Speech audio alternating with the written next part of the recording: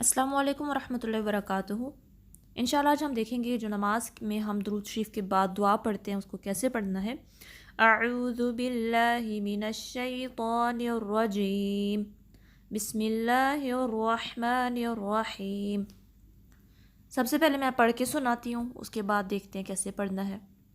रब्बिजअल्नी मुक़ीमस्सलाति व मिन ज़ुर्रिय्यती रब्बना वतक़ब्बल दुआ रब्बना इग़फ़िरली वलिवालिदैया वलिलमुअ्मिनीना यौम यक़ूमुल हिसाब। सबसे पहले तो रॉ को हैवी पढ़ना है, पुर पढ़ना है, ठीक है। इसको रा नहीं, रॉ रॉ इस तरीके से, ठीक है। थोड़ी सी रॉ में वाइब्रेशन पाई जाएगी जिसको हम तकरार भी कहते हैं। फिर हम रॉ को बा से मिलाएंगे। बा पे तशदीद है, विच मीन्स के बा के अंदर एक साकिन बा, एक मुतहरिक। मुतहरिक मीन्स कि उस पर हरकत है, यानी कि जैसे आपको नज़र आ रही है कसरा है, तो रॉ को बा से मिलाएंगे। पहले बा साकिन से, फिर बा की कसरा को हम आगे जीम से मिलाएंगे, ठीक है। तो बा पे थोड़ा सा टाइम देंगे, फिर बा को जीम से मिलाएंगे। तो जीम पे पलटने की आवाज़ वापस आनी चाहिए, क्योंकि जीम जो है उन 5 हरूफ में से है जिन पे कलकला होता है, जो कुतुब जद में से हैं, क़ाफ़ ता बा जीम दाल, ठीक है। जब ये लेटर्स साकिन होते हैं, ये हरूफ साकिन होते हैं, तो इन पे पलटने की आपको आवाज़ वापस आती है, जिसको हम कलकला कहते हैं, ठीक है। रब्बिजअल्नी, रब्बिजअल्नी। फिर आइन को लाम से मिलाएंगे। लाम को हिलाना नहीं है, कलकला नहीं करना है, इसको स्टेबल रखना है और लाम को बारीक भी रखना है, ठीक है। फिर नून के नीचे कसरा है, उसके साथ या मद्दा अटैच्ड है, तो इसको हम 2 काउंट स्ट्रेच करेंगे। रब्बिजअल्नी, ठीक है। इस या मद्दा को ड्रॉप नहीं करना, क्योंकि आपको तर्जुमा नीचे नज़र आ रहा होगा। इसका मतलब है ऐ मेरे परवरदिगार मुझको नमाज का पाबंद बना दे। यानी ये जो या है इसका मतलब होता है मुझे। इसको आप अगर ड्रॉप कर देंगे कुरान में कहीं भी, तो मतलब आपने वो जो मीनिंग जो कंप्लीट है ना, जो इस दमीर का या ज़मीर का जो मीनिंग अटैच प्रोनाउन का, वो आप स्किप कर देते हैं। तो इसमें आपने ख्याल रखना है कि या मद्दा ड्रॉप नहीं करनी, ठीक है। मुक़ीमस्सलाती, ठीक है। और क़ाफ़ को यहाँ आपने हैवी पढ़ना है, 2 काउंट स्ट्रेच करना है, क्योंकि या मद्दा अटैच्ड है। फिर मीम को सौत से मिलाना है, सौत पे थोड़ा टाइम देना है क्योंकि तशदीद है, और सौत को हैवी पढ़ना है।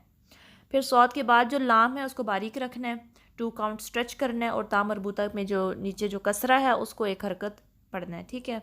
मुक़ीमस्सलाती व मिन ज़ुर्रिय्यती।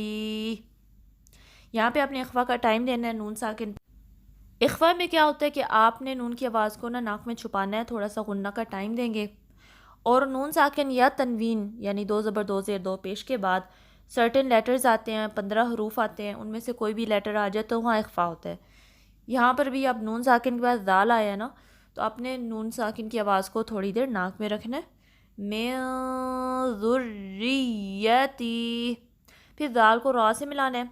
रा पे थोड़ा प्रेशर डालना है, जिसको हम नबर भी कहते हैं, ताकि वाज़े हो कि रा पे तशदीद है, ठीक है। नॉर्मल नहीं पढ़ना ज़ुर्री इस तरह नहीं, बल्कि ज़ुर्रियती। फिर मैंने रा को या से मिलाने के बाद भी एम्फेसिस दी है, यहाँ पे प्रेशर डाला है थोड़ा सा, ताकि वाज़े हो सुनने वाले को कि हाँ यहाँ पे तशदीद है। अगर मैं नॉर्मल पढ़ दूँगी ज़ुर्रियती तो पता नहीं चलता कि तशदीद है, ठीक है। तो आपने तशदीद को वाज़े करना है। नंबर 1 प्रेशर डालना है, और नंबर 2 थोड़ा सा आवाज़ को रेज़ करना है, ज़ुर्रियती।